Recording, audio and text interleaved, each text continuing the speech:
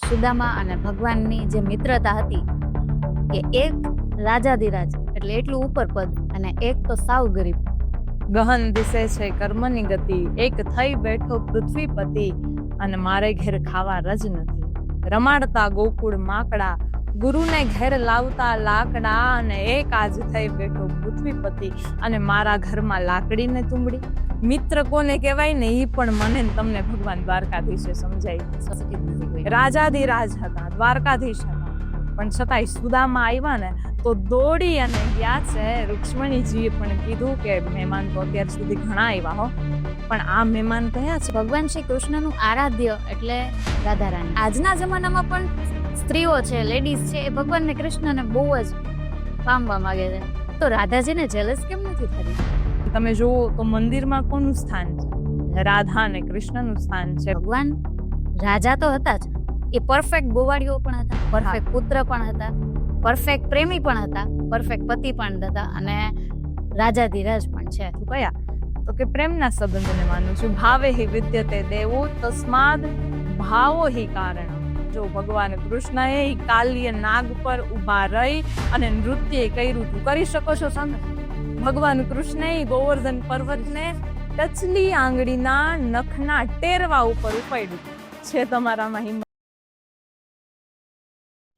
Hey everyone, welcome to the third episode of Karma Returns presented by Deepali Ramanandi and powered by Creator Club. અને આજે આપણી સાથે એક એવી personality જોડાયેલી છે કે જેમણે BCA માં ગ્રેજ્યુએશન કમ્પ્લીટ કરેલું છે, પણ છતાં આટલા મોડર્ન યુગની અંદર માત્ર 18 વર્ષની ઉંમરથી પોતે ભાગવત કથા અને રામકથા વાંચનારા છે, અને એટલા સરસ મજાની કથા સંભળાવે છે, અને એ રાજકોટમાં જ નહીં પરંતુ આખા ગુજરાતમાં સંભળાવી રહ્યા છે એવા શ્રી દિવ્યાબેન સાધુ આજે આપણી સાથે છે. કેમ છો દિવ્યાબેન? બસ આનંદ મંગલ છે. જય સિયારામ. જય સિયારામ. પહેલા તો કર્મા રિટર્ન્સમાં તમે આવ્યા એ બદલ આપનો ખૂબ જ આભાર. અમારા ઇન્વિટેશનને ધ્યાનમાં રાખી તમે અહીંયા પધાર્યા. અને યસ, પહેલો પ્રશ્ન મારો એ જ રહેશે કે તમે આટલું સરસ ગ્રેજ્યુએશન કમ્પ્લીટ કર્યું છે, આટલું સરસ તમારી પાસે કેરિયરની ઓપોર્ચ્યુનિટી પણ હતી, છતાં તમે કથાકાર બન્યા, એના પાછળનું કારણ? ખૂબ સારો પ્રશ્ન છે આપનો. જેમ શ્રીમદ ભાગવતમાં કહેવાય છે કે પરીક્ષિત રાજાએ પ્રશ્ન કર્યો, એ પોતાના કલ્યાણ માટે ન હતો પણ જગતના કલ્યાણ માટે હતો, માટે વ્યાસજીએ કીધું કે વરિયા નેશ તે પ્રશ્ન. એમ તમારો પ્રશ્ન ખૂબ ઉત્તમ છે, પણ હું જવાબમાં એટલું કહેવા માંગીશ કે મૂળમાં સાધુ છે. ગ્રેજ્યુએશન કર્યું, બધું કર્યું, ઓપોર્ચ્યુનિટી પણ છે, પણ કથાકાર બનવાનું મૂળ કારણ સાધુ છે. કારણ કે સાધુ છે ને એ પોતાના માટે ન જીવે, સાધુ જગતના કલ્યાણ માટે જીવે. જો હું અત્યારે જોબ કરતી હોય, મારું કલ્યાણ થાત ચોક્કસપણે, આપ જાણો છો, મારું એકનું કલ્યાણ થાત, પણ મને વિચાર આવ્યો જગતનું કલ્યાણ કેવી રીતે થાય, કે લોકોને એક સદમાર્ગ પર કેવી રીતે લાવી શકાય. માટે બસ આ જ વિચારથી મેં મારી આ કથાકારની જર્ની ચાલુ કરી કે જગતનું કલ્યાણ કેવી રીતે થાય. અને સાધુ હંમેશા જગત માટે જ જીવે છે, પરમાર્થ માટે જ જીવે છે, પોતાના માટે નહીં. વાહ વાહ, ખૂબ સરસ. ઓબ્વિયસલી તમે આટલું સરસ કથાકાર છો, તો તમે ભાગવત કથા વાંચો છો, રામકથા વાંચો છો, પણ આ બધી એક પ્રેરણા આપણને હંમેશા કોક પાસેથી મળતી હોય, તો તમને આવી પ્રેરણા ક્યાંથી મળી? પ્રેરણા દરેકના જીવનમાં જરૂરી છે, અને પ્રેરણા વગર કશું જ શક્ય નથી. ફર્સ્ટ ઓફ ઓલ તો ઘરનું વાતાવરણ કેવું છે એના પરથી ડિપેન્ડ કરે છે કે તમારી લાઈફ કેવી હોય છે. ઘરનું વાતાવરણ મને પહેલેથી સારું મળેલું, સાધુ સંતો ખૂબ આવે અમારે ત્યાં, વિરામ કરે. તો કહેવાય છે ને કે કબીરા સંગત સાધુ કી જો ગંધે કી બાસ, જો કુછ ગંધી દે નહીં તો ભી બાસ સુવાસ. અત્તર વેચવા વાળાની દુકાન હોય ત્યાં આપણે જઈએ, લઈ છીએ, અત્તર નથી લેતા બીજો પ્રશ્ન છે, પણ આપણે સુગંધિત થાય છે. હા, આપણને ટ્રાય કરવા માટે આપે છે, આપણે સુગંધિત થાય છે. એવી જ રીતે સાધુની સંગત એવી છે કે તમે એની પાસે જાઓ ને, તમને એ કાંઈ આપે ન આપે પણ એના સદ વિચારો તો આપણે મેળવીએ જ છીએ. એવી જ રીતે ઘરનું વાતાવરણ એવું મળેલું, સાધુ સંતો આવે તો એના વિચારો મને મળતા, એને જોઈ અને મને પ્રેરણા થતી. અને બીજું એ કે મારા દાદા ખૂબ સારી રામાયણ કરતા એ સમયમાં. કહેવાય છે કે ત્રીજી પેઢીએ એ મને ઉતર્યું છે, માટે પ્રેરણા રૂપે જો કહી શકાય ને તો દાદા છે, અને બીજું કહી શકાય તો સાધુ સંતો છે. એની પ્રેરણાથી આ વિચાર આવ્યો છે. ખૂબ જ સરસ. એટલે તમારા દાદા પણ કથા વાંચતા, જેને હવે તમે વાંચો છો. વાહ વાહ, ખૂબ જ સારી વાત કહેવાય. અને કદાચ ઇન કેસ તમે કથાકાર ન હોત, 18 વર્ષથી તમે કથા વાંચો છો, જી. ઇન કેસ તમે કથાકાર ન હોત તો હા. તમે શું બન્યા હોત? તો હું બસ એ જોબ કરતી હોત, આઈ થિંક મારું કલ્યાણ કરતી હોત એવું લાગે છે મને. હા, સ્વકલ્યાણ કરતી હોત. વાહ વાહ, ખૂબ જ સરસ. પણ એક વાત હું ચોક્કસ કહું કે ઘટમાં ઘૂટેલ એકડા અને પેટમાં પઢેલ પાઠ, સંત સુરા અને સતીના કાયમ નોખા ઠાઠ. વાહ કદાચ યુનિવર્સ છે ને આપણે જ્યાં પહોંચવાનું હોય ને ત્યાં પહોંચાડીને તો રહે જ છે, બરાબર છે. તમે પ્રશ્ન ખૂબ સારો કર્યો, માટે થોડુંક લોંગમાં. આ યુનિવર્સ ભગવાને વિચારેલું છે ને કે આને કથાકાર બનાવી જગતના કલ્યાણ માટે એક પ્રોત્સાહન બનાવવાનું છે, માટે ન્યા પહોંચાડીને તો રહે જ છે આપણને. પણ જો કથાકાર ન હોત ને તો વિચારો તો એના જ છે ને, તો હું વિચારો દ્વારા એ ઓફિસમાં જેટલા હોત ને એટલાનું કલ્યાણ કરી શકત. એમ જગતનું ન કરી શકું તો કાંઈ નહીં, વિચારો તો એક જ રહેવાના. માટે પણ કથાકારના એ સ્ટેજ પર મૂકી અને ભગવાને એક તક આપી કે જગતનું કલ્યાણ કરો એમ. વાહ, તમારું જે મન છે એ તમે સંભાળીને રાખ્યું છે એટલે આટલું તમે લોકોને કલ્યાણ કરી શકો છો. હવે આ ડિસિઝન તમારા માટે કદાચ સહેલું હોઈ શકે, પણ તમારા ઘરના માટે એના વિશે શું કહેશો? કારણ કે કેવું થાય કે અત્યારના પેરેન્ટ્સને એવું વિચાર આવતા હોય કે આમનું કેરિયર ઓબ્વિયસલી BCA કર્યું છે તો હવે સેટ છે, આગળ વાંધો નહીં આવે, સારી એવી જોબ્સ મળશે, કોઈ સારું એવું પેકેજ મળશે. તો તમારા પેરેન્ટ્સનું શું કહેવું હતું કે તમે કથાકાર બનો કે ન બનો, કે એમના શું વિચારો છે? જ્યારે મેં આ પ્રશ્નની રજૂઆત કરેલી ને કે ભણવામાં ખૂબ સારું છે, બધું સારું છે, વેલ સેટ છે, પણ પપ્પા મારે કથાકાર બનવું છે, આ એક આપણે પ્રશ્નની રજૂઆત તો કરી છે, પણ સામે રિસ્પોન્સ કેવો આવે છે એ પર આધાર છે ને. પણ ભગવાનની એક કૃપા એવી થઈ કે રિસ્પોન્સ પણ એટલો સારો મળેલો ઘર પરિવાર તરફથી કે આ તો બધાથી સારું કહેવાય. અરે આ તો કરવું જ જોઈએ ને, કારણ આ તો આપણા લોહીમાં છે, આપણી ખેતી છે. તમે જુઓ લોકોની ખેતી હોય, ખેતી કામ કરતા હોય તો પટેલ લોકો, જે લોકો પાસે ખેતી હોય એ ખેતી કરે ને તો ઈ ચોક્કસપણે ઉગે. એ લોકો કહી દે આ વાતાવરણ આવું છે ને, વરસાદ જ આવશે જ. તો આપણી ખેતી કઈ છે? આપણી ખેતી આ છે. સાધુની ખેતી કઈ છે? ભાગવત વાંચો, રામાયણ વાંચો, કથા વાંચો, આ જગતને કયો સાચું શું છે, ખોટું શું છે. પપ્પાએ ખૂબ એમ કીધેલું કે આ તો બહુ સારું કહેવાય, આપણી ખેતી છે અને આપણે નહીં કરી તો બીજું કોણ કરશે, માટે તમે આ રસ્તા પર આગળ વધો. વાહ, ખૂબ જ સરસ વાત કરી. કારણ કે પેલા તો ઘરના તરફથી જો આવો વિચાર હોય તો જ એમનું સંતાન આટલું સરસ આગળ વધી શકે અને આ માર્ગ ઉપર ચાલી શકે. અને જેમ મેં પહેલા તમને કીધું એમ કે તમને પ્રેરણા મળી તો એ ઘરનો સપોર્ટ તો હોય જ, પણ સાથે સમાજનો સપોર્ટ હોવો બહુ જ જરૂરી છે. કારણ કે અત્યારે કેવું બને કે જો થોડુંક ખોટું પગલું લેવાય છે ને તો સૌથી પહેલા સમાજ જ તમને અસ્વીકાર કરશે. તો તમે જ્યારે આટલી સારી દિશામાં પગલું ભર્યું છે, કથાકાર બન્યા છો, તો રામાનંદીની દીકરી તરીકે હું એ પૂછવા માંગીશ કે આપણા સમાજનું રિએક્શન શું છે, એનો સપોર્ટ કેવો મળ્યો? જી, ઘરનો સપોર્ટ તો હોવાનું જ, તો જ આપણે આગળ વધી શકીએ છીએ. પણ રામાનંદી સાધુ સમાજ દ્વારા પણ ખૂબ સારો એવો પ્રતિસાદ મળેલો. અને હમણાં જ રામાનંદી સાધુ સમાજ દ્વારા સૌ સંતોની હાજરીમાં પૂજ્ય લલિત કિશોરદાસ બાપુ મોટા મંદિર લીમડી, સુખામદાસ બાપુ જગન્નાથ મંદિર રાજકોટ, એ સૌ સંતોની હાજરીમાં મને યુવા કથાકાર નારી રત્ન તરીકે એવોર્ડ પણ આપવામાં આવ્યો છે. માટે હું રામાનંદી સમાજનું રાજકોટ એમનો પણ ખૂબ ખૂબ આભાર માનું છું કે સમાજ જો પ્રતિસાદ આપે ને તો આપણને કંઈક નવી કરવાની પ્રેરણા પણ આપે. માટે આપ સૌનો પણ ખૂબ ખૂબ આભાર છે. અને તિલક તણી રેખા કરી અને સીતારામ સ્મરણ, તુલસી માળા કંઠમાં, ધન્ય રામાનંદી શરણ, એ સમાજનો પણ હું ખૂબ ખૂબ આભાર માનું છું. બસ આવો ને આવો પ્રતિસાદ આપતા રહો. જય સિયારામ. જય સિયારામ. અને રહી વાત 18 વર્ષથી, તો 18 વર્ષથી શું તમને એટલી સમજણ હતી કે તમે કથા માટે બેસી શકો? જનરલી એવું બનતું હોય છે, આપણે બધાનું સાંભળતા હોય કે ફિયર હોય. હા, સ્ટેજ ફિયર. પણ આવું મારી સાથે જરાય પણ નહીં બનેલું એમ.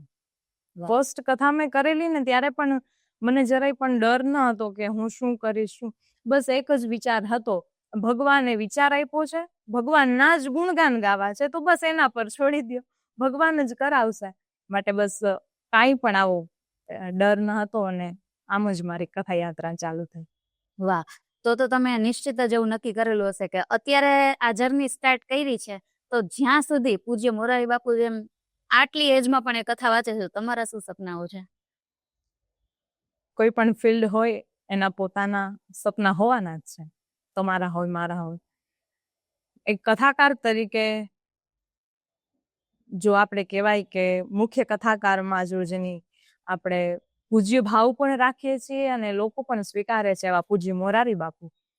બધાને એવી એક ઈચ્છા હોય કે કથાકાર છું ને તો એમની સામે બોલવાનો મને એક ચાન્સ મળે એમ.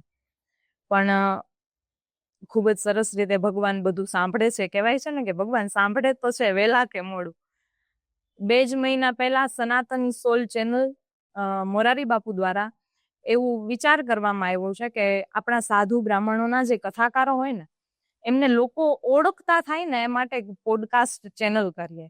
સનાતની સોલ નામની એક ચેનલ છે અને એમાં પ્રથમ જ પોડકાસ્ટ મારું કરવામાં આવ્યું. પ્રથમ તો ઈ જ ભગવાને સાંભળ્યું કહેવાય અને બીજું એ જ પોડકાસ્ટ દરમિયાન ત્યારે પ્રશ્ન પૂછનારમાં પૂજ્ય રામેશ્વર બાપુ હરિયાણી એ પ્રશ્ન કરતા હતા. એમણે કીધેલું કે તમે ગીતા જયંતિના દિવસે આવો અને બાપુ સમક્ષ આપ બોલો. માટે 10 મિનિટ બાપુ સમક્ષ બોલવાનો ચાન્સ પણ મળ્યો છે. ભગવાન એની દયાથી પૂરો થશે. વાહ, ખૂબ જ સારી વાત કહેવાય. અને અમે પણ એવું ઈચ્છીએ કે દરેક કથાકારનું આ સપનું છે, જેમ તમારું પણ સપનું છે કે પૂજ્ય બાપુ સામે કથા વાંચવી, તો તમે પણ એટલી જ સરસ રીતે કથા વાંચો અને સંભળાવો, એવી જ અમારી ઈચ્છાઓ છે.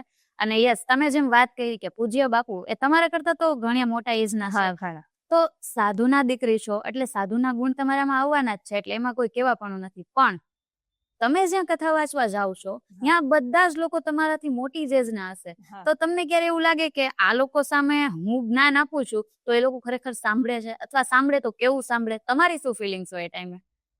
આપણે છે ને ઘણી બધી કથાઓ મેં કરી, એમાં આપણને એવું ફીલ થાય કે આપણાથી મોટા વડીલ લોકો આપણને આપણા ચરણ સ્પર્શ કરતા હોય અને આપણને એમ ખૂબ સારી રીતે સાંભળતા હોય. આપણને ત્યારે એમ થાય કે વાહ, આ જે મેં પસંદ કર્યું છે ને એ ખૂબ સારું છે. અને બીજું, આપણે તો એ હરિના ગુણગાન ગાવા ગયા હોય પણ સામેવાળા લોકો આપણને જ હરિ સમજી અને આપણને પૂજ્ય ભાવ કરે છે ને ત્યારે ખૂબ આનંદ થાય છે. પછી એક વિચાર આવે છે કે આ બધું થાય છે પણ એનું મૂળ કારણ શું છે? આપણે છે ને ભગવાનને કેન્દ્રમાં રાખીએ અને કોઈ પણ વસ્તુ કરીએ ને તો ભગવાન એ વસ્તુમાં સફળતા આપે જ છે. મેં કેન્દ્રમાં ભગવાનને રાખ્યા તો વડીલ લોકો આપણને પૂજ્ય ભાવ, આપણે એને ના પાડવી પડે હો. એટલા મોટી ઉંમરના લોકો આવે કે નહીં તમારે અમે તમને પગે લાગીએ એમ. હું તો નાની કેવા, તો એ પરાણે પગે લાગે ને ત્યારે આપણને એમ થાય કે વાહ, ભગવાને કંઈક તો એવો ચમત્કાર મારામાં આપ્યો છે કે આ લોકો અહીંયા સુધી આવે છે. એ પણ કંઈક ભગવાનની જ કૃપા, એમ સંત કૃપા. ના ના, ખૂબ જ સાચું કહેવાય. તમારા મતે સાચા સાધુ કોને કહેવાય? કારણ કે જો અત્યારે કેવું છે, અત્યારે કળિયુગ ચાલી રહ્યો છે, બરાબર? તો જેટલું સાચું હશે ને એટલું ખોટું પણ હશે જ. તો અત્યારે પાખંડ એટલો વધતો જાય છે કે અમુક વાર આપણે જોતા હોય ટીવીમાં ને એમાં કે ભાઈ આવા કેસીસ બનતા હોય કે સાધુના નામે લોકોને પૈસા લે છે. ઇવન બીજા પણ ઘણા બધા લેડીઝને લગતી ઘણી બધી બાબતો સામે આવતી હોય છે. તો તમારા માટે એના વિશે શું કહેશો તમે? ખૂબ સારો પ્રશ્ન છે, હાલના સમયને અનુસરીને આપનો. સચ કહું તો જગ રૂઠે ઓર જૂઠ કહું તો રામ, મેં બિચારા ક્યાં કરું, દોનો હી કઠિન કામ. એટલે સાધુ, સાચો સાધુ કોને કહેવાય? સાધુની વ્યાખ્યા પૂજી મોરારી બાપુ એવું કહે છે કે આ જગત છે ને સાધુ સુધી પહોંચી નથી શક્યા, હજી સાધુના પડછાયામાં જીવે છે. તમે વિચારો, એ સાધુના પડછાયામાં જો આટલી તાકાત હોય તો એ મૂળ સાધુ પાસે જાવ તો કેટલી તાકાત હશે? સાધુ એને આ જગત ઓળખી નથી શક્યું. જેનું જીવન સરળ ઈ સાધુ, જે બીજાના કાર્યને સાધે ઈ સાધુ, જે સ્વ કલ્યાણ માટે નહીં પણ જગતના કલ્યાણ માટે જીવે ને ઈ સાધુ. આમાં તમે કીધું સાચા સાધુ કોણ? આ સાચા શબ્દ લગાડવાની જરૂર ક્યારે પડે છે? જ્યારે આમાંય ભેળસેળ થઈ ગઈ છે ત્યારે. પણ કહેવાય છે સોનું 2 પ્રકારનું આવે છે, બગસરાનું આવે છે ને અસલી પણ આવે છે. ભલે ચડકાટ બગસરાનો વધુ હોય પણ અંતે સત્ય ઈ સત્ય. સોનું 24 કેરેટનું ઈ 24 કેરેટનું જ રહેવાનું. ભાવ એનો જ વધારે રહેવાનો છે. અને ઘઉં ભેગા કાકરા આવવાના છે. પણ કોઈ સંપ્રદાયમાં કોઈ એક સાધુ એવા હોય એના લીધે આખું સંપ્રદાય બદનામ થાય છે, એ વાત સાચી છે, પણ આપણે એ દ્રષ્ટિથી આખા સંપ્રદાયને ન જોવા જોઈએ. એ એક સાધુ એવા નીકળ્યા એના માટે આખું સંપ્રદાય બદનામ થાય છે, આ વાત ખોટી છે. એક નાનકડી એવી વાત કરું. એક મીઠાઈની દુકાન હતી. એ મીઠાઈની દુકાન ખૂબ ચાલે, કારણ કે એનામાં આવડત હતી. ભાઈ મીઠાઈ સારી બનાવી શકતા, મીઠાઈ લોકોને પસંદ આવતી, માટે મીઠાઈ વેચે, ખૂબ પ્રગતિ કરે.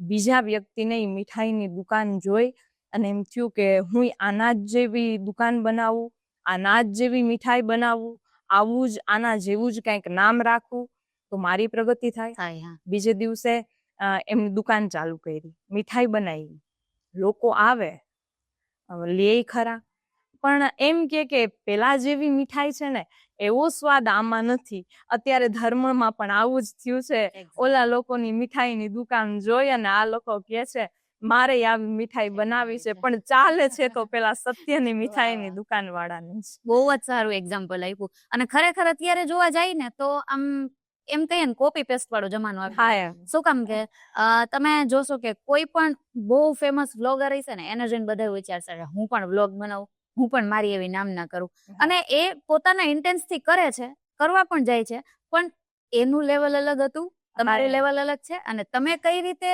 એ કામ કરો છો એમાં ને આમાં બહુ ડિફરન્સ હોય. હા, બરાબર.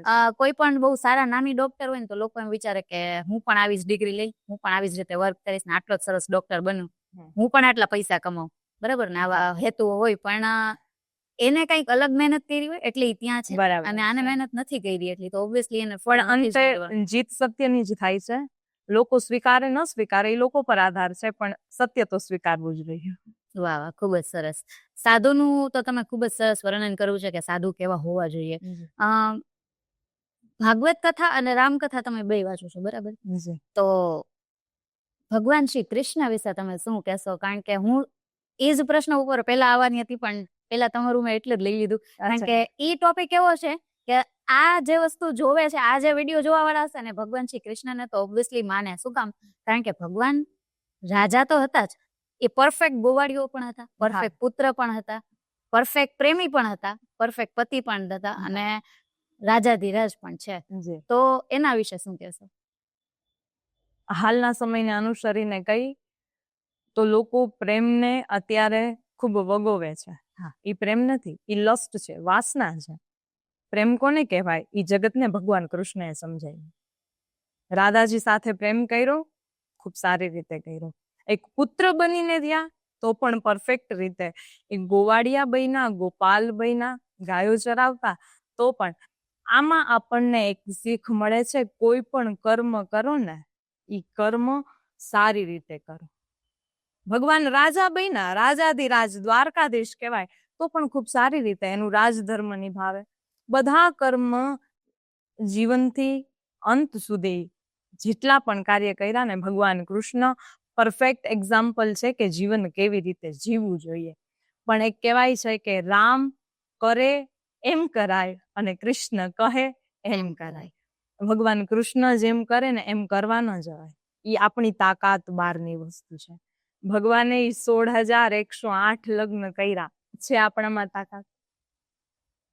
અને ઘણા લોકો તો એવું કહે છે કે ભગવાને 16,108 રાણીઓ હતી, પણ કોઈને એની પાછળનું રહસ્ય ખબર જ નથી કે શું કામ આટલી રાણીઓ હતી. બરાબર. બધા એવું વિચારે છે કે ભગવાન રામે જયારે મર્યાદા શીખવી ને તો ભગવાન શ્રી કૃષ્ણ એ મર્યાદાથી સૌ વિપરીત ગયા, પણ કોઈને ઈ નથી ખબર કે શું કામ વિપરીત ગયા. તો એ પણ તમે જ જણાવી દો.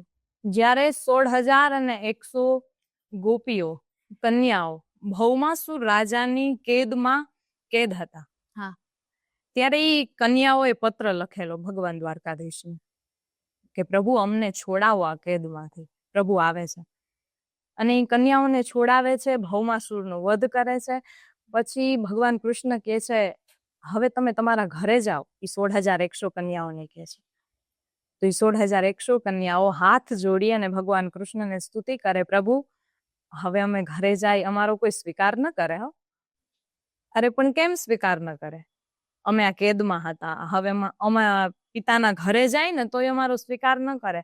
પણ પ્રભુ તમે અમારી સામે ઉભા છો અને અમે તમને એમ કહી છીએ, તમે અમારો સ્વીકાર કરો.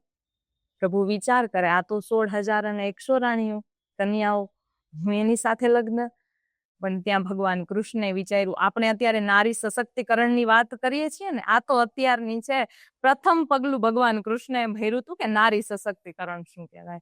ભગવાને વિચાર્યું, હું તો રાજા છું, રાજાને એક કરતા વધુ લગ્ન કરવાની છૂટ હોય, આપણું શાસ્ત્ર કહે છે. હા. પણ ભગવાન રામ રાજા જ હતા, પણ એ મર્યાદા શું કહેવાય ને એ શીખવવા માટે આવ્યા હતા, માટે એમને એક જ પત્ની. પણ ભગવાન કે હું તો મર્યાદા મૂકી અને નટખટતા તરફ મેં કૃષ્ણ અવતારમાં પ્રવેશ કર્યો છે. જો આ કન્યાઓનું જીવન બચી જતું હોય ને તો એની સાથે લગ્ન કરવામાં કોઈ વાંધો નથી. આ નારી સશક્તિકરણ શું કહેવાય ને દ્વારકાનાથે સૌ પ્રથમ સમજાવ્યું, અને 16,100 કન્યાઓનું ઈ પાણી ગ્રહણ કરી અને એમની સાથે લગ્ન કર્યા. એટલે અત્યારના યુવાનો શું કે એમને તો એટલા લગ્ન કર્યા હતા, તો આપણે કરી. તો ઈ વિચારતા પેલા જરાક છે ને થોડીક બાળ લીલા તરફ જાજો. ભગવાન કૃષ્ણએ કાલ્ય નાગ પર ઉભા રહી અને નૃત્ય કર્યું હતું. કરી શકો છો તમે? ભગવાન કૃષ્ણએ ગોવર્ધન પર્વતને ટચલી આંગળીના નખના ટેરવા ઉપર ઉપાડ્યું. છે તમારામાં હિંમત તો જ કેજો. માટે કૃષ્ણ કહે એમ કરાય. ભગવાન કૃષ્ણએ ભગવદ્ ગીતા કીધી, એમાં જેમ કીધું છે ને એમ કરો, દુઃખી નહીં થાવ. પરફેક્ટ જીવન કોને કહેવાય ને એ ભગવાન કૃષ્ણ આપણને શીખડાવે છે. વાહ વાહ, ખૂબ જ સારી વાત કરી. ભગવાન શ્રી કૃષ્ણનું જીવન જ એવું છે કે એની કથાઓ જેટલી છે કે આપણને એની દરેક કથામાં એટલો ઇન્ટરેસ્ટ લાગે સાંભળવામાં.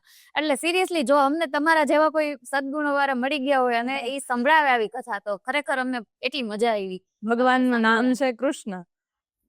કર્ષયતિ એથી કૃષ્ણ, જેના પ્રત્યે તમને આકર્ષણ થાય ને એ જ કૃષ્ણ. નામમાં જ આકર્ષણ છે તો એના પ્રત્યે આકર્ષણ તો થવાનું જ છે. ખૂબ સારી વાત કરી. આ અમને નવું શીખવા મળ્યું કે કૃષ્ણ એ શબ્દ જેવો છે કે આપણને આકર્ષણ કરે. વાહ, ખૂબ સારી વાત કહેવાય. અને એક મજાની વાત એ છે કે ભગવાનનો જન્મ થયો, આ ભગવાન આ ધરતી પર 125 વર્ષ સુધી રહ્યા, ત્યાં સુધી ભગવાને છે ને એની નિખાલસતા, મુસ્કુરાહટ નથી છોડી અંત સમય સુધી.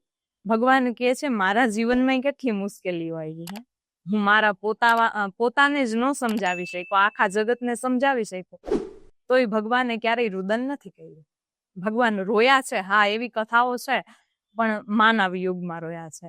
અને માં યશોદા જયારે યાદ આવે છે ને ત્યારે ભગવાન રોયા છે. એક જયારે સુદામાજી આવે છે ને ત્યારે પ્રભુ રોયા છે. બાકી ભગવાને એટલી મુશ્કેલ પરિસ્થિતિ આવી અને રોયા છે એવું બનાવ નથી બન્યો. ભગવાન કે છે મુશ્કેલીઓ તો આવે ને જાય, પણ તમે તમારી જે ચહેરાની મુસ્કુરાહટ છે ને એ ના છોડો. વાહ, ખૂબ જ સરસ વાત કરી. અને તમે અત્યારે જ કીધું કે ભગવાન સુદામા માટે રોયા હતા. જી. તો અત્યારના જમાનામાં ફ્રેન્ડશિપ, તમારી જ વાત કરીએ આપણે, તો તમારા ફ્રેન્ડ સર્કલ હતા તો કેવા હતા? અને અત્યારની જનરેશનનું જે ફ્રેન્ડ સર્કલ હોય છે ને, તો એ કંઈક અલગ જ લેવલનું હોય છે. અમુક લોકો મનીથી અટ્રેક્ટ થતા હોય એટલે ફ્રેન્ડ્સ બનાવે, અને અમુક લોકો એની હોદ્દો જોઈને ફ્રેન્ડ્સ બનાવતા હોય. તો અત્યારે છે ને બધી જગ્યામાં સ્વાર્થ આવી ગયો છે. ફોર એક્ઝામ્પલ હું મારી વાત કરું ને, તો મારા જેટલા ફ્રેન્ડ્સ હતા ને, અત્યારે જોવા જાવ ને તો આમ કોઈ મારી સાથે નથી અત્યારે. કારણ કે આપણે એ ફ્રેન્ડશિપમાં ટાઈમ પાસ નથી કર્યો, એની જગ્યાએ આપણે કેરિયરમાં આગળ વધી. બરાબર. તો ઘણીવાર મને એવું થાય કે ના, કાશ મારા હજી ફ્રેન્ડ્સ હોત. અને છે પણ, એવું પણ નથી કે નથી, બધા છે અને બધા એટલો સપોર્ટ એ કરે છે. પણ અત્યારે જે ફ્રેન્ડ્સનો સપોર્ટ આવે છે ને એ એટ ધેટ ટાઈમ ત્યારે અમે એટલા ક્લોઝ નહોતા. પણ અત્યારે અમુક ફ્રેન્ડ્સ મને ત્યાંથી મેસેજ કરે છે કે ઓકે દીપાલી તું, અને તું અત્યારે આ વર્ક કરસ, અમે ખૂબ તને જોઈને રાજી થયા.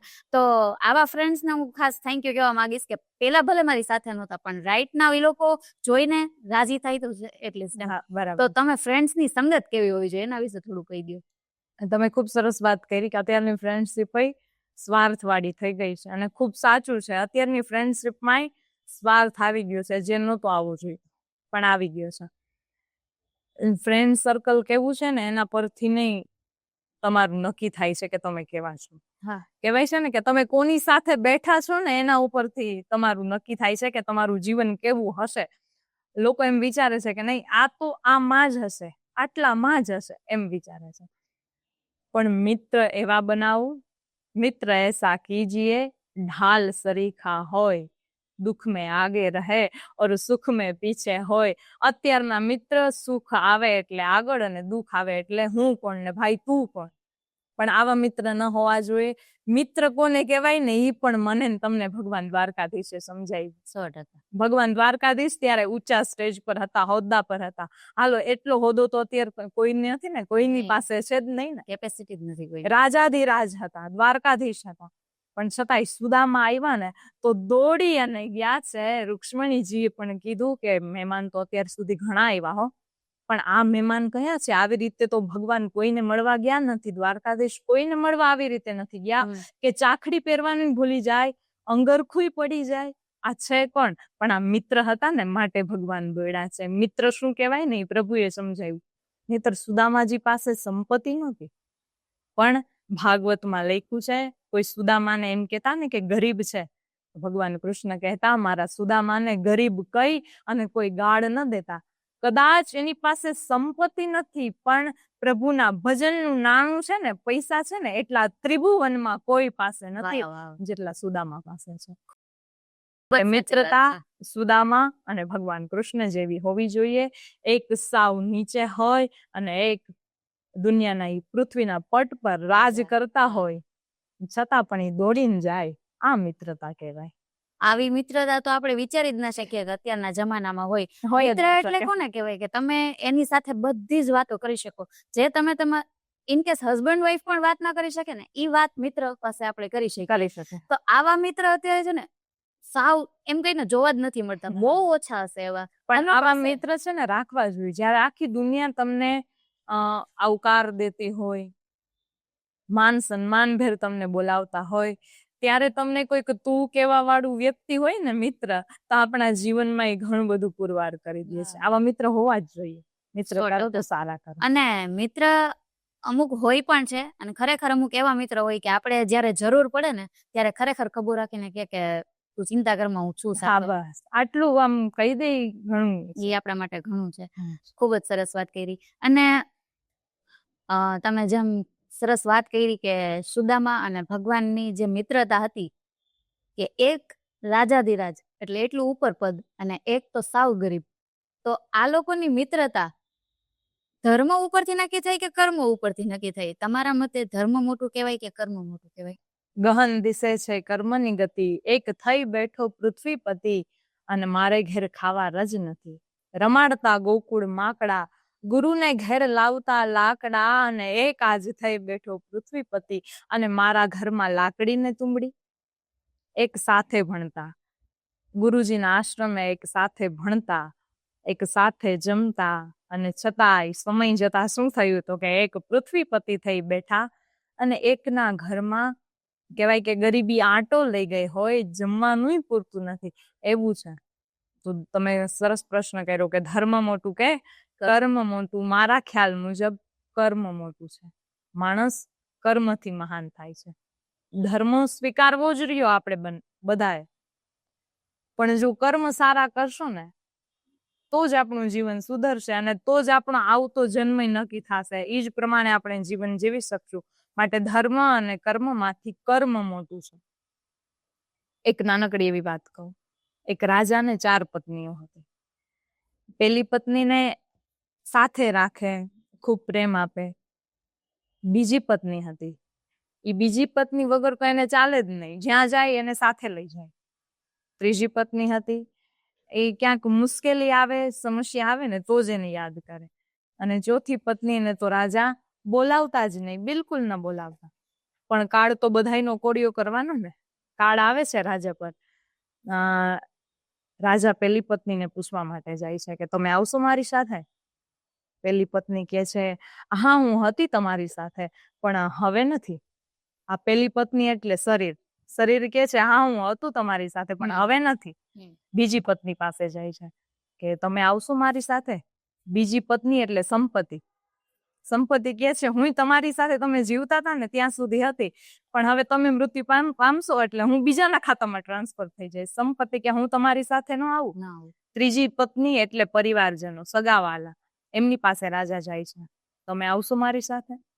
ના પાડી દે છે, અમે તમારી સાથે ના આવી. ચોથી પત્ની કે જેને રાજા કોઈ દિવસ બોલાવતા જ નહોતા. આ ચોથી પત્ની કોણ? કર્મ.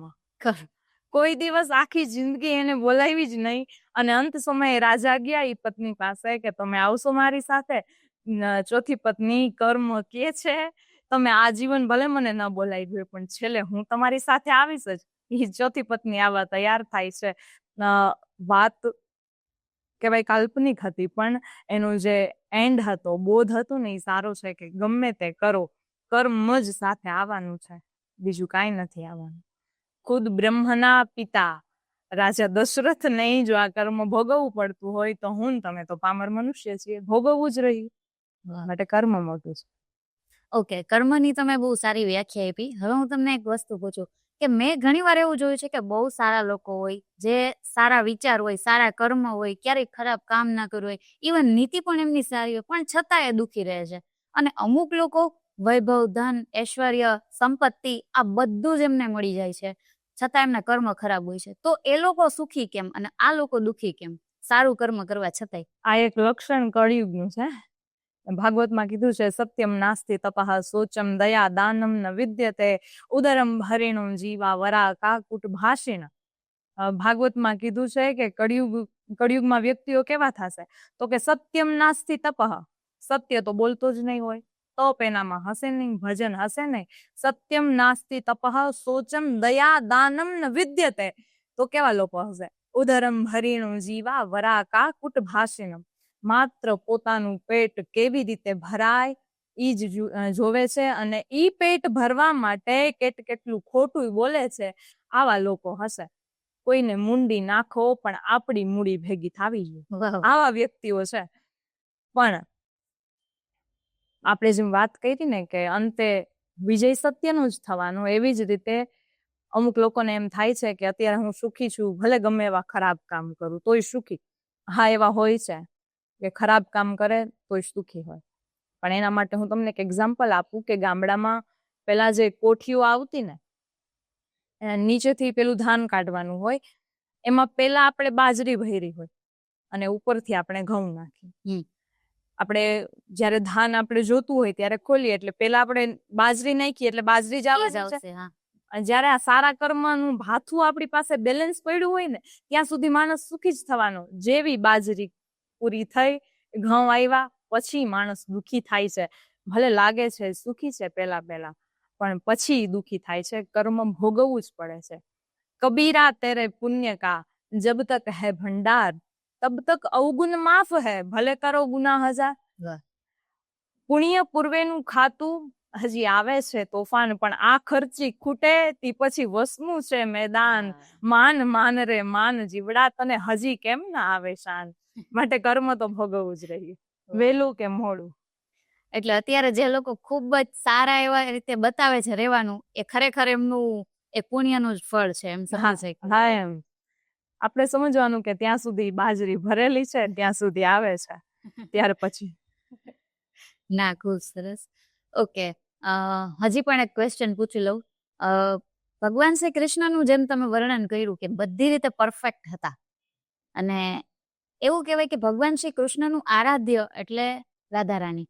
તો રાધાજી જ્યારે આવું જોવે છે કે ભગવાન રૂક્ષ્મણી સાથે લગ્ન કરે છે, અને ઘણી જગ્યાએ એવું કહેવાયું છે કે ભગવાનના ઓલરેડી રાધા સાથે લગ્ન થઈ ગયેલા છે. હવે સાચું ખોટું તો આપણે નથી જાણતા, પણ એટલી ખબર છે કે ભગવાનની આટલી બધી પટરાણીઓ હતી, રાણીઓ હતી, અને ઇવન હજી આજના જમાનામાં પણ જે સ્ત્રીઓ છે, લેડીઝ છે, એ ભગવાનને કૃષ્ણને બહુ જ પામવા માંગે છે, બરાબર? તો રાધાજીને જેલસ કેમ નથી થતી? તમે વિચારો ને તો આખા ભાગવતમાં ક્યાંય રાધાજી શબ્દનો ઉલ્લેખ નથી. પણ મહાન સંતો મહાપુરુષો પાસેથી સાંભળ્યું છે કે આમ વેદવ્યાસજી ઈશારો કરે છે કે આ રાધા તરફ કહે છે, પણ મૂળ રાધા નામ આવતું હોય ને એવું ક્યાંય ભાગવતમાં છે જ નહીં. પણ તમે જુઓ તો મંદિરમાં કોનું સ્થાન છે? રાધા અને કૃષ્ણનું સ્થાન છે. પ્રભુએ સમજાવ્યું સૌથી ઉપર પ્રેમ હોય છે, પ્રેમથી વધારે બીજી કાંઈ એ કઈ નાતું જ નથી. પ્રભુએ ગીતાજીમાં પણ કીધું છે કે હું છે ને એકય સંબંધને માનતો નથી, હું એક જ સંબંધને માનું છું. કયા? તો કે પ્રેમના સંબંધને માનું છું. ભાવે હિ વિદ્યતે દેવો તસ્માદ ભાવો હિ કારણમ. હું એક પ્રેમના સંબંધને માનું છું, અને આ પ્રેમ જગતને શું કહેવાય એના માટે રાધાજી સાથે પ્રેમ કર્યો અને સમજાવ્યું. લગ્ન કોની સાથે કર્યા? રૂક્ષ્મણી સાથે કર્યા. પણ છતાંય જે પ્રેમ, જે પદ રૂક્ષ્મણીજીને મળવું જોઈતું હતું એમને ન મળ્યું, અને ઈ જ પદ રાધાજીને મળ્યું. કારણ પ્રેમ હતો માટે. જગતમાં પ્રેમ શું કહેવાય ને ઈ દેખાડવા માટે ભગવાન કૃષ્ણએ આપેલું. વાહ, ખૂબ જ સરસ. પણ સામે રાધાજીનું પણ પાત્ર એવું છે ને કે ઈ એવું ક્યારેય વિચારતા જ નથી કે ના આ વ્યક્તિ ખાલી મારું છે. બાકી ઈ એવું વિચારી શકે, પણ એમનું પાત્ર પણ એવું છે કે આટલી રાણીઓ તો એમને પ્રેમ કરે જ છે. અત્યારના કળિયુગની અંદર, અત્યારની જનરેશનમાં પણ બધા એટલા બધા કૃષ્ણ પ્રેમીઓ છે કે ભગવાન માટે થોડુંક તો એવું થવું જોઈએ કે ના આ તો મારા જ છે. એવું થવું જોઈએ, પણ ભગવાનના આરાધિકા છે ઈ રાધા છે. તમે વિચારો, ભગવાન આ જગતને આટલો બધો ઉપદેશ આપતા હોય તો ભગવાન જેને પ્રેમ કરે છે ઈ વ્યક્તિ કેટલી સુપાત્ર હશે. તો રાધાજીને કોઈ દેવો વિચાર આવે જ નહીં. અને બીજું એ કે આપણે કીધું છે ખબર, રાધે રાધે જપો ચલે આએંગે બિહારી. તમે જેટલું કૃષ્ણ કૃષ્ણ કરો અને ભગવાન નથી આવતા ને એટલું જ તમે એકવાર બોલો રાધા રાધા, ભગવાન દોડીને આવે છે. કારણ મારા આરાધિકા છે, રાધા છે, માટે ભગવાન આવે છે. રાધે રાધે આટો ચલે આએંગે બિહારી. ખૂબ સરસ, ખૂબ સરસ. જી. અને આવી જ રીતે જેમ આપણે કહીએ રાધે રાધે રટો ચલે આએંગે બિહારી, એવી જ રીતે રામ નું નામ લઈ તો હનુમાનજી પણ આપણને સાક્ષાત કરાવે. કેમ નહીં, બરાબર છે. અત્યારે એક સરસ મજાનું હમણાં આવ્યું છે કે શ્રી રામ કી ગલી મેં તુમ જરા વહાં નાચતે મિલેંગે હનુમાન. એટલે આ અમુક લિરિક્સ એવા હોય ને કે આપણને ખરેખર ટચ થઈ જાય કે ના ભાઈ આ વાત બહુ સાચી છે. બરાબર. અને હનુમાનજી પણ એવું પાત્ર હતા કે તમે એમની ડેરીએ માથું નમાવીને જય શ્રી રામ બોલો એટલે હનુમાનજી સામે જવાબ આપવો પડે. આમાં કેવું છે, ભગવાનને તમે વિચારો ઈ વનવાસ ન મળ્યો હોત તો હનુમાનજીનો ભેટો કેવી રીતે થાય. પણ આ બધું છે ને કર્મ કરાવે છે. મૂળ વાત આપણે કર્મની કરીએ ને તો જો વનવાસમાં ન ગયા હોત તો હનુમાનજીનો ભેટો ન થાત. જો વનવાસમાં ન ગયા હોત તો ઈ સબરીબાઈનોય ભેટો ન થાત. પણ 6 વસ્તુ એવી છે કે જે આપણા હાથમાં નથી. સુનહું ભારત ભાવી પ્રબલ બિલખી કહેવું મુનિનાથ, હાનિ લાભ જીવન મરણ જસ અપજસ વિધિ હાથ. 6 વસ્તુ આપણા હાથમાં નથી. હાનિ થવી, લાભ થવી, જીવન મરણ, જશ અપજસ આ આપણા હાથમાં નથી. પણ ભગવાન રામ વનમાં ગયા ને તો ઈ જસ હનુમાનજી, વાલી, સુગ્રીવ આ બધી વાનર સેના લઈ ગયા અને અપજસ માતા કૈકેયીને મળ્યો. હા, કે બધી જ માતાઓમાંથી માં કૈકેયી ભગવાન રામને અતિ પ્રેમ કરતા હતા. પણ અપજસ કોને મળ્યો? માતા કૈકેયીને મળ્યો. તો જસ કોણ લઈ ગયું? જસ ઈ વાનર સેના, હનુમાનજી, વાલી, સુગ્રીવ આ લઈ ગયા. હવે તમે જુઓ, હાનિ લાભ. હાનિ કોને થઈ? હાનિમાં કૌશલ્યાને થઈ. એ જે આંખનું રતન હોય, પોતાનો દીકરો માંથી અડગો થાય તો ઈ વેદના કેવી હોય એના માટે તો માતાનું હૃદય છે. માં કૌશલ્યાને હાનિ થઈ તો લાભ કોને થયો? લાભ અહલ્યાજીને થયો કે જેને વગર જ કારણીએ ખાલી પથ્થરની શિલા બની અને બેઠા હોય ને ભગવાનની ચરણ રજ અડે ને તો અહીંયા બેઠા બેઠા જ એને સદગતિ મળી જાય. વાહ વાહ, જી, ખૂબ જ સરસ વાત કરી. અને કર્મ થી જ બધું થાય છે, કર્મ સિવાય ટૂંકમાં કઈ છે નહીં. એટલે એના માટે બહુ સરસ તમે મને સમજાવ્યું. પણ હવે ઈ પણ એક જાણી લઈએ કે અમે એવું વિચારતા હોય ક્યારેક કે ભગવાન રામનું જે પાત્ર છે એ બધી મર્યાદાઓ શીખવે છે, જ્યારે ભગવાન શ્રી કૃષ્ણનું પાત્ર છે મર્યાદાને કેમ તોડવી ને એવું શીખવે છે. તો એટલે એમ ના કહી શકીએ કે મર્યાદા તોડવી, પણ એ ધર્મ માટે ગમે એ કરવા માટે તૈયાર થઈ જાય છે. મર્યાદા તોડવી તો ન કહી શકાય, પણ તમે જુઓ કે સમયની સાથે કેમ પરિવર્તન લાવવું ને એ ભગવાન શીખવે છે મને તમને જરૂર. જયારે ઇન્દ્રની પૂજા કરતા હોય ત્યારે શું કહે છે નંદ બાબાને ભગવાન કૃષ્ણ? બાબા આ ન કરાય, ઇન્દ્રની પૂજા ન કરાય. નંદ બાબા કહે છે અરે બેટા આપણે ઇન્દ્રની જ પૂજા કરાય. જો ઇન્દ્રની પૂજા કરી તો વરસાદ આવે, અને વરસાદ આવે ને તો જ આપણે આગળ વધી શકીએ.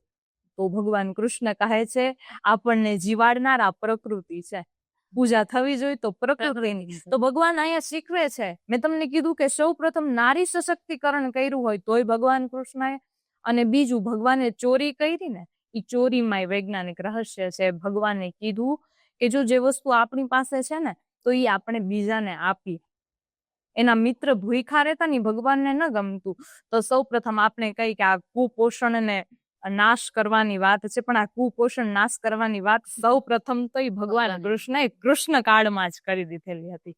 આજકાલનું નથી, આ પહેલાનું જ. વાહ વાહ, ખૂબ જ સરસ. અને બસ લાસ્ટ મારો એ જ ક્વેશ્ચન રહેશે. આપણી ચેનલનું નામ છે કર્મા રિટર્ન્સ. આપણે આજ આખો ટોપિક કર્માને કેવી રીતે રિટર્ન મળે છે ને એના ઉપર જ કીધું છે. તમારા માટે કર્મા રિટર્ન્સ શું છે? This world is a stage and where we all are characters, actors. ભગવાને આ રંગમંચ આપ્યું છે, આપણે બધા એમાં એક્ટર્સ છીએ, પણ એ એક્ટર બનીને આપણે આવ્યા છીએ ને તો આપણો રોલ આપણે ખૂબ સારી રીતે નિભાવીએ.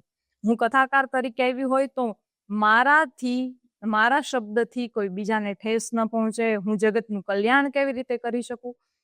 ઇવન ઇફ તમે બિઝનેસમાં હોય તો બિઝનેસમાં તમે વિચારો કે હું નીતિથી કામ કરું, તો આ પણ તમારું એક કર્મ જ છે. પણ તમે આજ સમજો, કાલ સમજો, ગમે ત્યારે સમજો, પણ સમજવું જ રહ્યું કે જીવનમાં કાંઈ પણ સાથે નથી આવવાનું, પણ કરેલા સારા કર્મ સામે આવવાના છે, સાથે આવવાના છે. એવી ચેનલનું નામ છે કર્મા રિટર્ન્સ. હું કહું છું કર્મ રિટર્ન તો મળે જ છે, પણ સાથે કર્મ જ આવે છે. માટે કર્મ સારા કરો. આજની જનરેશનને કહીશ કે કથા બોરિંગ કહેવાય, કથામાં ફક્ત વયોવૃદ્ધ માણસો જ જાય એવું ન વિચારો અને કથામાં આવો, કારણ કે આ કથામાં સાયન્ટિફિક વાત કરવામાં આવે છે. સાયન્ટિફિક સાથે કથાને જોડી અને અમે કથા કહી છીએ. માટે જ આ એજમાં હું કથા કરું છું. માટે આપ સૌ યુવાનોને એક જ પ્રાર્થના છે, આપ સૌ કથામાં આવો, કારણ કથામાં આવશો ને બિનુ સત્સંગ વિવેક ન હોય. આજની જનરેશનમાં વિવેક નથી, ક્યાંથી હોય? કથામાં જાવ તો વિવેક મળે. માટે આપ સૌને પ્રાર્થના છે, આપ સૌ કથામાં આવું, જેમ બને એમ સારા કર્મ કરો, કારણ કે કર્મ જ સાથે આવવાના છે. વાહ વાહ, ખૂબ જ સરસ. આજનો જે આપણો વિષય હતો કર્મ અને કર્મથી નિર્ધારિત જેટલી વસ્તુ હતી ને એના વિશે તમે ખૂબ જ સરસ જ્ઞાન આપ્યું છે. અમારી ચેનલના માધ્યમથી આટલું સરસ સમજાવ્યું છે. તો લોકોને એટલું જ કહેવા માંગીશ કે અત્યારની જનરેશનના કથાકાર તમે જોવો કે એમની પાસેથી માત્ર એવું જ ભગવાનનું જે નોલેજ છે એ તો મળવાનું જ છે, પણ અત્યારની જનરેશનમાં આપણે આપણા બિઝનેસ, આપણા કામ સાથે રહી નામ જપ કરીને પણ કથા વાંચી શકીએ, એમાં આગળ વધી શકીએ. અને આવા જો કથાકારની સંગત થાય તો ખરેખર આપણા જીવનમાં ઉદ્ધાર થઈ જાય છે. આવા મિત્રો મળે, આવા લોકોની સંગત ખરેખર રાખવી જોઈએ. એટલે દિવ્યાબેન સાધુનો ખૂબ જ આભાર કે અમારી ચેનલના માધ્યમથી તમે લોકોને આટલું સરસ સમજાવ્યું. અને બસ આવીને આવી તમે કથા કરતા રહો અને લોકોને સમજાવતા રહો, સાચું માર્ગદર્શન આપતા રહો. અને જેમ તમે પહેલા કીધું એમ કે લોક કલ્યાણ માટે તમે આ રસ્તો પસંદ કર્યો છે, તો બસ તમે આમાં જ આગળ જાઓ એવી જ મારી અપેક્ષાઓ સાથે. ખૂબ જ આભાર. જય સિયારામ.